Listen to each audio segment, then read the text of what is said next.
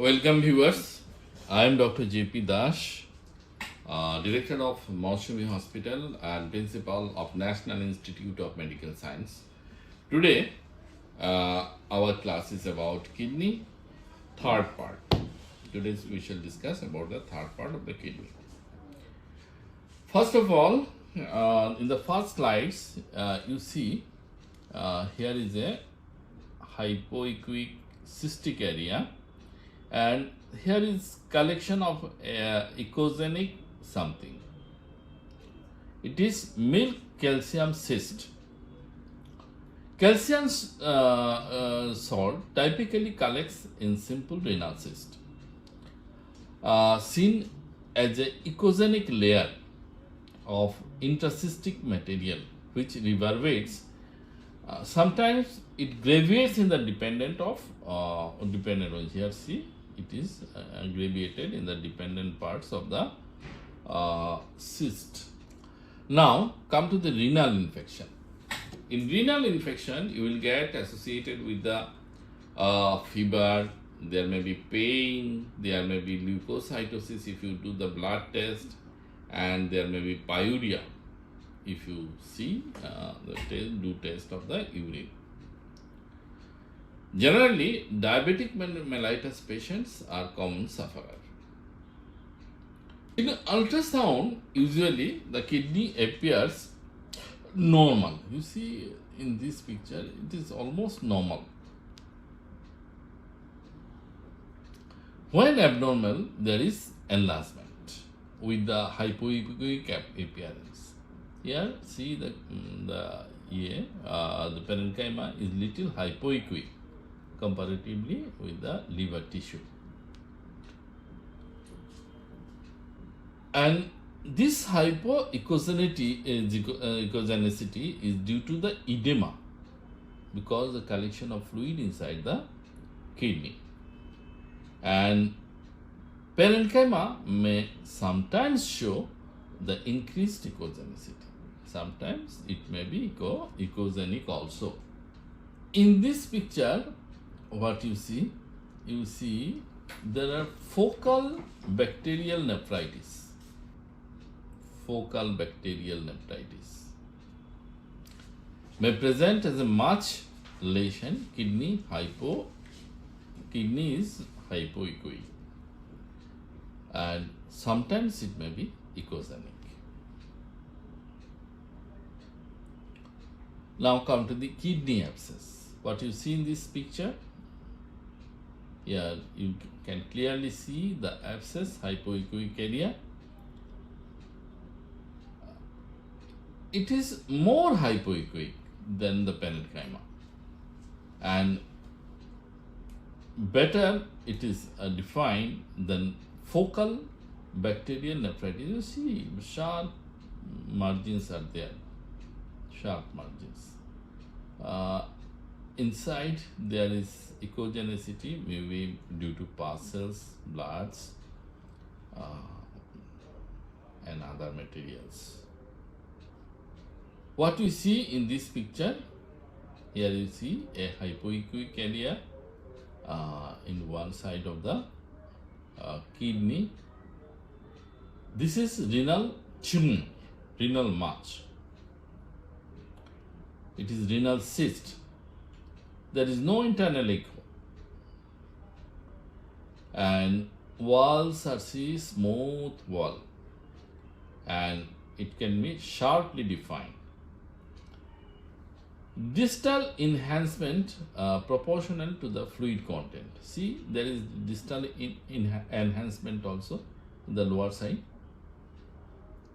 and how much fluid is there? By this distal enhancement would be defined. Now come to the complicated cyst. Here you see a hypoechoic area. It is a cyst of kidney, but there is internal echoes. There is septation, and this internal echo may be due to hemorrhage. Maybe due to presence of pus, maybe due to the crystals. Friends, what you see in this picture, here there is obstruction. Here is the obstruction. Obstruction, utero-pelvic junction obstruction. The obstruction may be congenital. It may be congenital anomaly.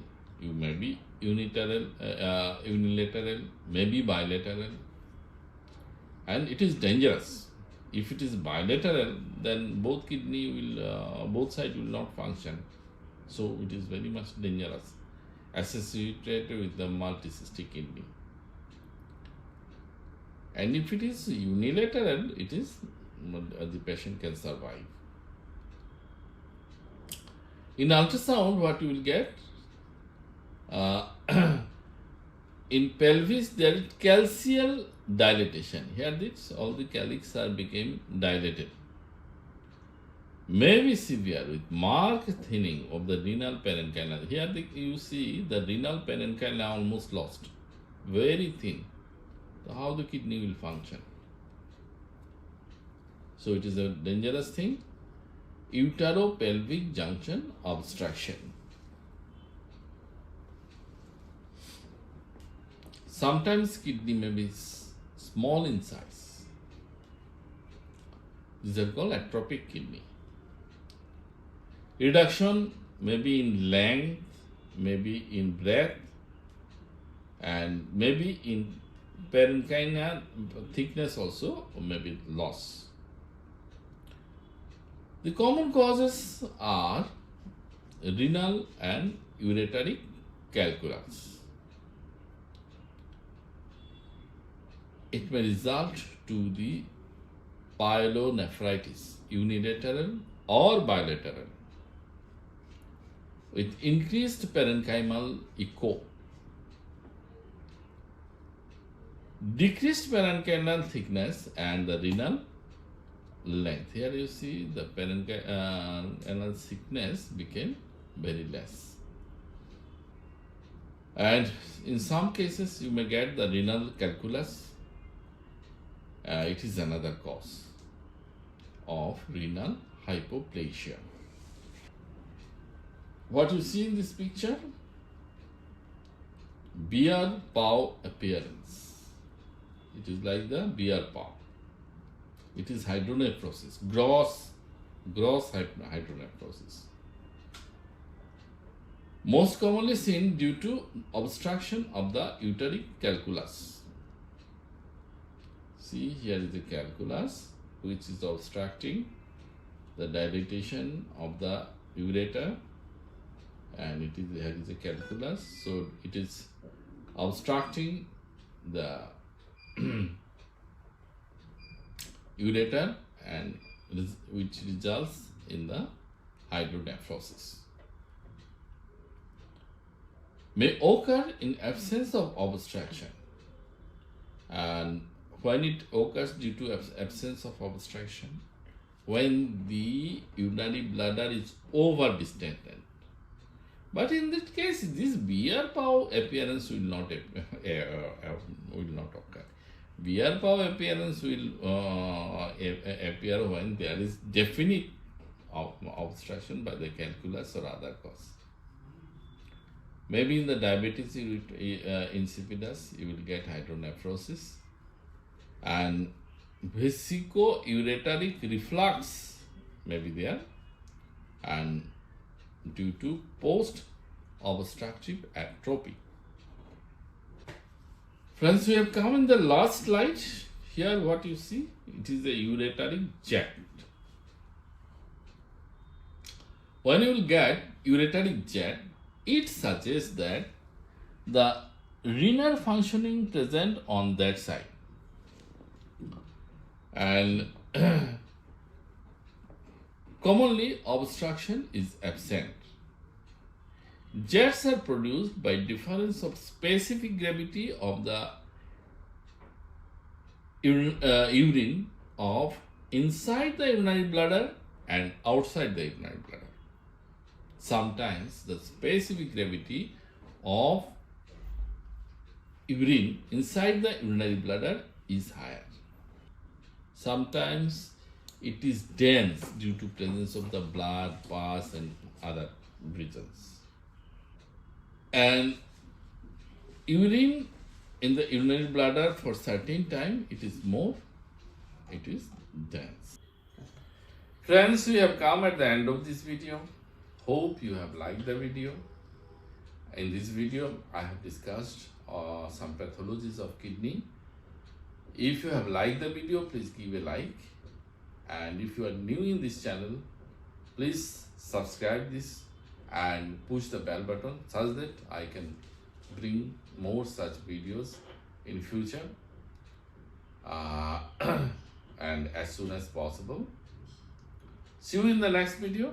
Until then, bye bye.